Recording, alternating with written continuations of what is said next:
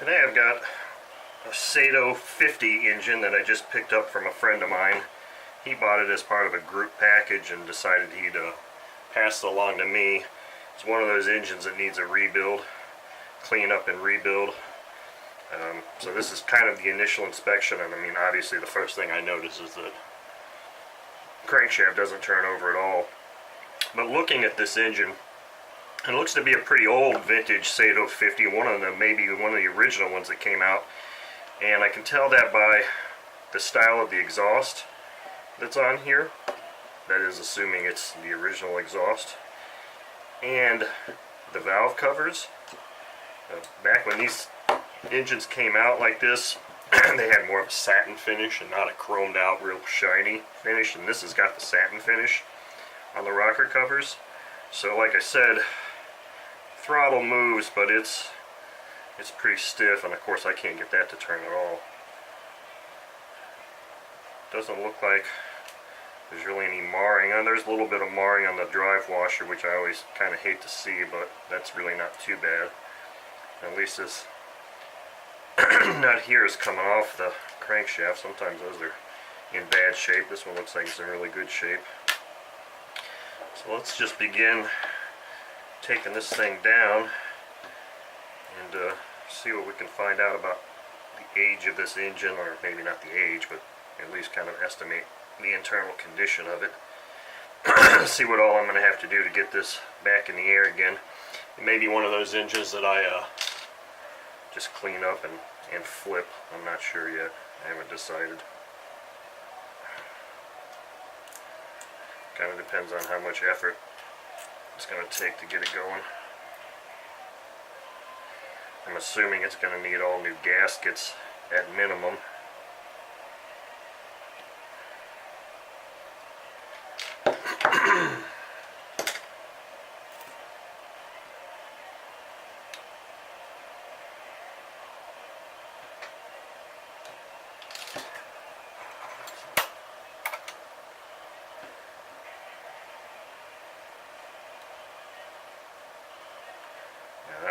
Intake manifold gasket's going to have to be replaced.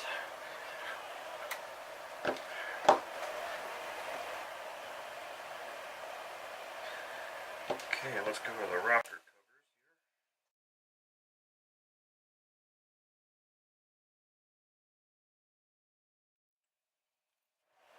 here. Gaskets look like newer gaskets. Let's see if the valves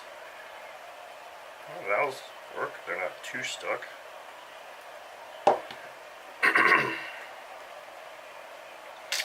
Let's start with some 3-in-1 oil on these joints here, because you never know when you may need. I'll put some on the stem here too. Start working that stuff. You never know when you might need some assistance getting these little screws out to take the rocker arms off, because I'm going to need to do that. Alright, back plate next. Screws don't have any garbage in them, so I can get full engagement there. That one feels weird.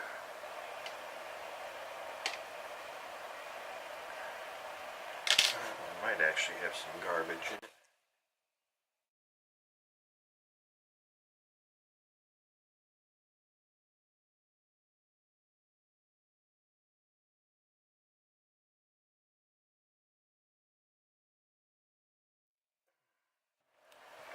I thought I might have to heat that up to get it to move. Okay, our first initial inspection looks like, inside look looks like this. The thing that I find odd, I mean there's quite a bit of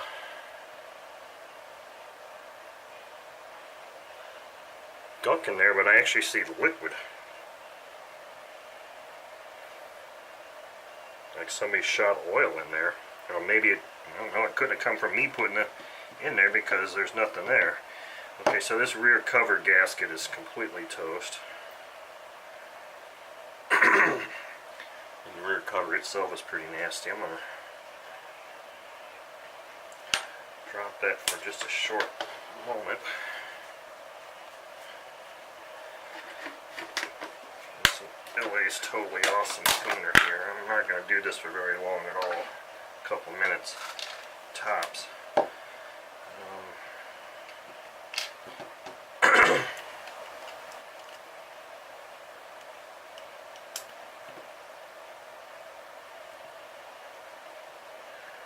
Okay, this screw is wanting to come out already, and I didn't have to apply any heat at all. A lot of times these screws here need some heat, and if you don't have a screwdriver that's filed down and fits that slot just perfectly, it's really easy to damage the head of this screw, and then you can't get that screw out. You got no chance of removing the rocker arms. This might already be all the way out. We just need to push it now.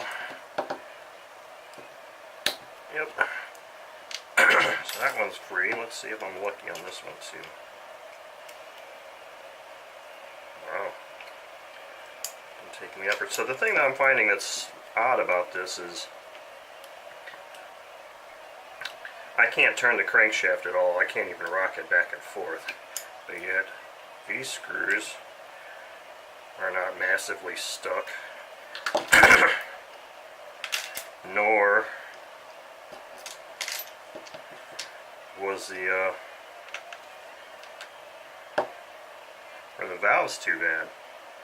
So, and there's liquid in here. So that's just kind of weird. I would think with as frozen as that crankshaft is, that everything would be really tight, but I'm thankful. Okay, so I just pulled my back plate out.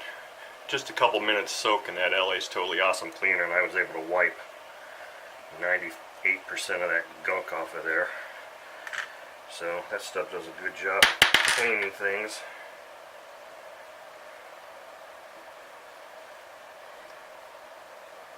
Mouthwasher looks pretty good. Alright, let's put these screws where they belong.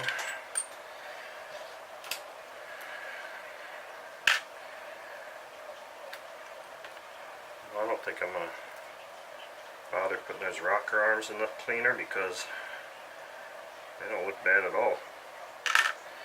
Alright, let's tackle taking this head off now.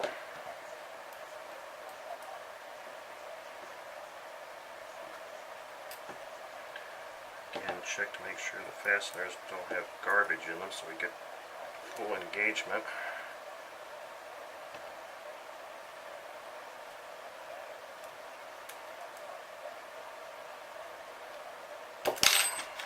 Like that.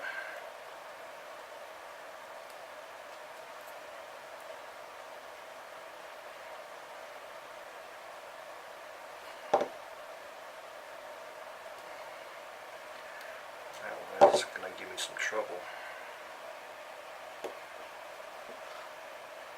Okay, I'm going to go hit that screw with some heat.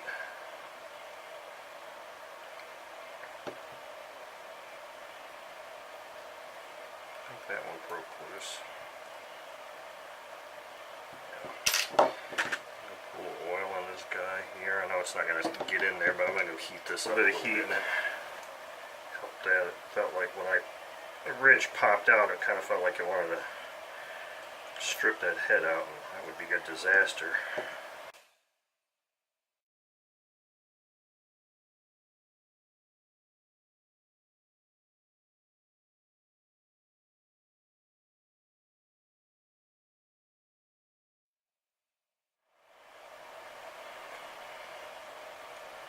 Okay, she's free now.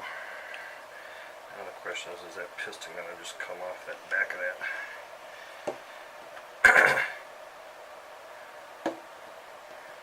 Probably going to have to go hit this with some heat too. Now I fully intend on having to replace bearings on this engine, so that's a foregone conclusion. Actually, well, there it came off. Okay, so I'm going to leave the head there for a second. Look inside of here. Pretty nasty looking. Thing rotates now. Must have been a combination of that bond here and some stiffness here. I mean, it doesn't rotate good, but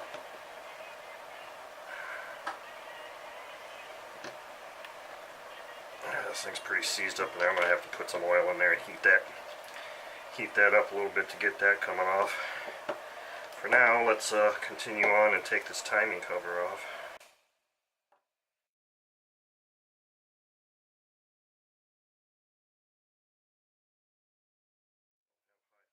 This gasket will survive, but you never know.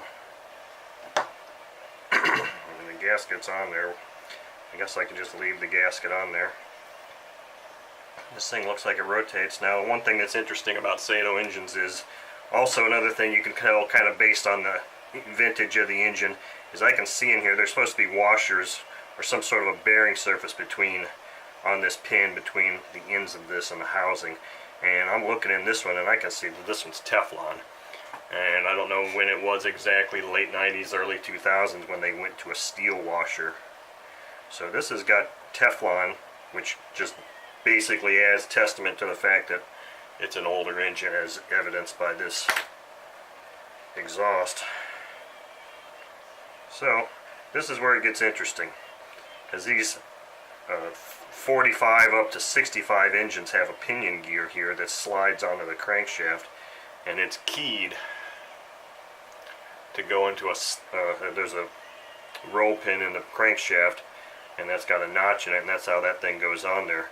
But that pinion gear can be very difficult to come off the crankshaft because of fuel residue, rust, whatever. And you actually can't get the bearing off the crankshaft until that thing comes off. So this could be a kind of a two-part process of trying to remove this stuff. But as I typically do here, once I've got things in this state, I start loading it up with some 3-in-1 oil, and then I'm going to go out and let this soak in there for a little bit, and I'm going to go out there and really hit this thing with some heat. Start trying to get this thing off of here. I also need to put some here because this mechanical bond between the tapered collet and this drive washer represents a vast majority of the difficulty in getting this thing to come out. Once you pop this thing off, if you use a gear puller, a little battery terminal puller, or however you manage to get this off, the crankshaft usually comes out pretty easily. Now, if this pinion gear doesn't come out easily, that could actually be a good thing, because it'll take that rear bearing with it. That way you don't have to worry about trying to get the rear bearing out of the housing. So I'm kind of hoping that that does happen, and then you just have to sit there and keep heating and cooling and heating and cooling and working on this to get that pinion gear to slide off. Eventually it will come off. You just got to be patient with it and not damage it. But we'll see here when I heat this thing up. I see some weird corrosion around the outer edge here of this sleeve. I'm going to go out, take these things off real quick. Let's see, hopefully these rubber boots are in decent shape. Yeah, they feel pliable still. That's a good thing. The rubber's in good shape. I'm going to go out and heat this thing up, see if I can get this piston to move up and down so I can pull it out.